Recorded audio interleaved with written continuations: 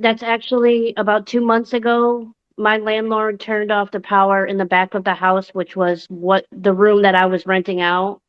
So I had to move my bed out to the kitchen area because that was where she just cut half of the power.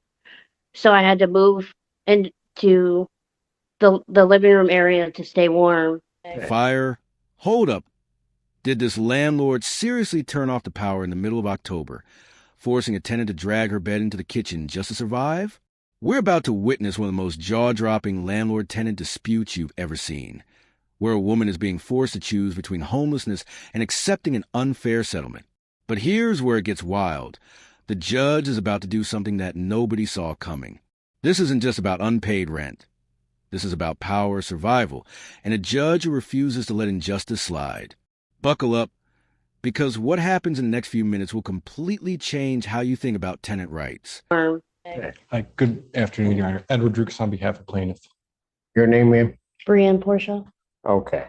And what are we doing on this? Your Honor, I am putting together a COD.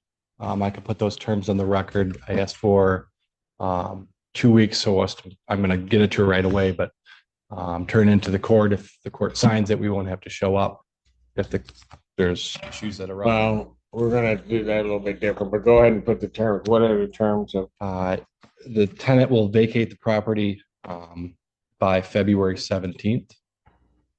If she has not vacated the property, we can turn in a possession judgment on the 18th with an immediate writ without a hearing. So 4B would be checked on the form. Yes. All right. And that's how it would resolve. Ma'am, is all of that correct? Pardon? Yes, Is that what you've agreed to? yes. Okay, do you have any questions regarding the conditional order dismissal? No.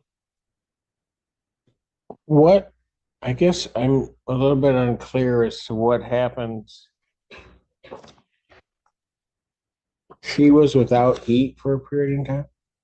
Yes, I was. Um, Middle of October was my power was taken out of the unit that I was renting. So I was, So where, hang on, where are all those claims going with this COD? well, I was told that, I wouldn't have anything on my record if, like, my rental record, and I wouldn't have to owe anything if I just agreed to this. So I guess that's the best thing in my interest. Don't get me wrong, I do want to, that's it. Well, go ahead, what were you gonna tell me?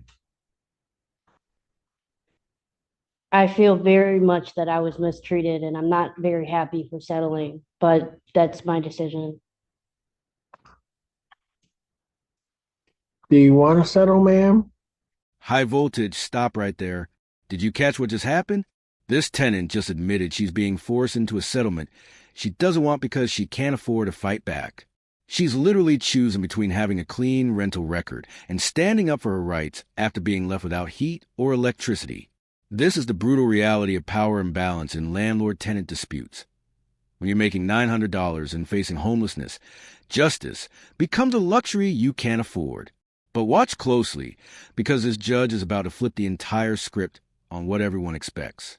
The landlord's attorney thinks this is a done deal, but he's about to learn that some judges won't rubber stamp injustice, no matter how standard the agreement looks on paper. This is where it gets really good. Ma'am? It's in my best interest, so Why is it in your best interest? because I don't make enough money to pay this and to fight this, and I only received $900. Okay, I'm gonna make it easy for you. I'm not signing the COD. That's one of the reasons why they put that in the court rule, so that I can hear from you. I'm not signing that COD. She is without heat, and I think at some point without electricity. Yes, And in that COD, Mr. Durkis, there's gonna need to be some type of compensation to her for that. Your Honor, a lot of that agreement was reached because there is a time frame where she did owe rent. And she was responsible for utilities and water. may I say something? I reached out to the landlord for a bill and I never received anything. While my lease was in session, You I had guys, automatic pay. hold on. You guys can go back to the drawing board or I can set it for trial. But the COD that you laid out to me where she just moved, I'm not signing. Anybody doesn't understand that? I'm sorry, I'm speaking French because I'm just not signing it. So I'll give you guys 2 weeks to come up with something else. I'll adjourn this matter January 24th. What does that mean for me? What do you mean? What's it mean? Do I still go back to the apartment or Haven't are you, you, have you been going back there? I don't have anywhere else to go. What time is this stuff? It's 24th, 2025 at 3 p.m. Ma'am, you go back to that apartment.